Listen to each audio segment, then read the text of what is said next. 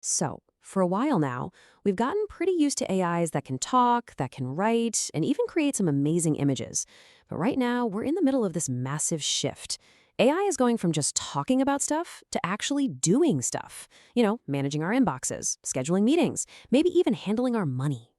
And as AI evolves from just a clever chatbot into an active agent, the security stakes are getting, well, astronomically higher.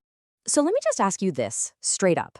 What if that super helpful AI assistant, the one you're about to trust with your emails and your accounts, what if it could be secretly turned into a thief? What if someone could trick it into stealing your money without you ever clicking a single thing? This isn't some plot from a sci-fi movie. It's a very real vulnerability that researchers have already pulled off. And that brings us right to the heart of this story, a real-world demonstration that researchers are calling the GPT 5.2 heist. And listen, this isn't just some theory. This is the first end-to-end, full-blown exploit targeting one of these next-generation models, the exact kind of tech that companies are racing to roll out as we speak. It's a wake-up call for just how fragile our trust in these new systems might be. What's so wild about this is how simple and how devastating this attack really is.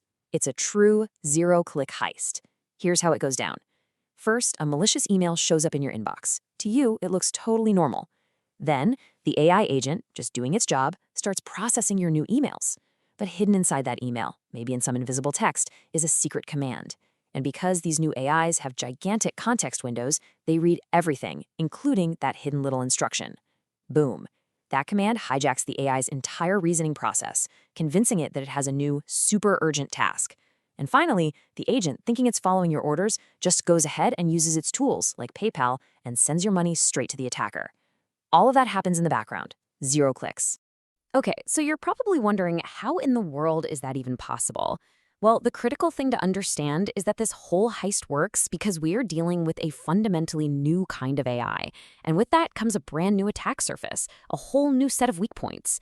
The very features that make these agents so incredibly powerful are the same things that make them uniquely vulnerable. Let's just define what we're talking about here. It's called Agentic AI. This is nothing like the old chatbots that could only spit out text. An agentic AI can look at a complex goal, plan out a bunch of steps, reason about the best way to do it, and then actually use digital tools, your email, your calendar, your payment apps, to get the job done, all by itself. It's a huge, huge leap in capability. And what's the magic connecting these powerful AI brains to all their tools? It's something called the Model Context Protocol, or MCP. Honestly, the best way to think about it is like the USB-C for AI. It's this universal standard that lets any AI model plug into any tool. And that right there, that perfectly highlights the problem. Universal connectivity is awesome, it's incredibly useful, but it also creates a single massive point of failure. If you can hack the protocol, you can potentially hack everything connected to it. As you can see here, researchers have mapped out a whole range of new risks. The heist we talked about, that's a classic prompt injection. But check out the second one on the list, tool poisoning. This is just incredibly sneaky. An attacker can hide malicious commands inside a tool's own description. So imagine a tool says it's for formatting data, but hidden in its documentation is a tiny note that tells the AI, oh, by the way, whenever you use this tool, secretly send a copy of the data to this random website. The AI just reads that as part of the official instructions and does it. Then you have things like the confused deputy problem, where you trick an AI that has legitimate access to something into misusing that power for you. And let's be really clear, we're not just talking about tricking the AI's logic here. These vulnerabilities can go deep into the code. Researchers found a flaw in a popular MC project with a severity score of 9.6 out of 10. For context, that is about as critical as it gets. Exploiting that didn't just fool the AI, it allowed for a complete hostile takeover of the entire server it was running on. So the risk goes from the AI's brain all the way down to the bare metal. So this escalating threat has kicked off a brand new high-stakes game of cat and mouse. But this isn't just humans trying to find flaws anymore. We are now officially in an era of automated warfare, where AI is being built to attack and defend other AIs. It is a new arms race, plain and simple. On one side, you have red teaming. These are the attackers. Researchers are building automated agents whose entire job is to just relentlessly probe, poke, and find new ways to break AI systems. And on the other side, you've got blue teaming, the defenders. These are also AI agents, but their job is to watch what the red team does, learn from every attack, and automatically build stronger, more resilient defenses. Let's meet the attacker first. It's called RedCodeAgent, and this thing is shockingly good at its job. Its secret weapon is what's called an adaptive memory module. That basically means it learns from every single attack, both the successes and the failures, and it gets smarter over time.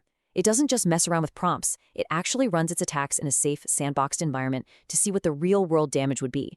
In one test run, it discovered 82 severe vulnerabilities that all other methods, including human testers, had completely missed. So how do you defend against a relentless machine like that? Well, you build an equally smart defender, BlueCodeAgent. This Blue Team agent takes all the attack data from RedCodeAgent and uses it to write what it calls constitutions, basically a set of hard-coded safety rules for the AI to follow no matter what. It also uses that same sandbox testing to make sure it doesn't get too conservative and start blocking legitimate actions. The result? A 12.7% improvement in defensive performance. That's a huge jump in making these systems safer. This whole automated war is pretty fascinating, right? But it also points us toward a solution. All of this research gives us a clear, actionable playbook for any company or organization that's looking to use this incredible technology without, opening the floodgates to a whole new world of attacks. So what should companies actually do? The recommendations are pretty straightforward. First, you have to red team the entire pipeline, not just the AI model in a vacuum. You have to test how the agent interacts with real-world tools and data. Second, adopt runtime guardrails. Think of this like a security guard that's watching the AI in real time, ready to step in and block any suspicious action before it can be executed. And finally, monitor your supply chain. Every single third-party tool that your AI connects to is a potential backdoor and needs to be treated as a security risk that has to be vetted and watched constantly. In the end, it really all comes down to this one idea from the researchers themselves. They said, the future of AI trust will be built on a foundation of automated continuous red teaming and adaptive knowledge-enhanced defense. In other words, our security has to become just as dynamic, just as intelligent, and just as adaptive as the AIs we're trying to protect. Which, of course, leaves us with one final and pretty heavy question. We are building these incredibly powerful agents to act for us, to think for us, and to operate autonomously in our digital lives. But as we hand over more and more of the keys to the kingdom, we really have to ask ourselves, who is ultimately in control?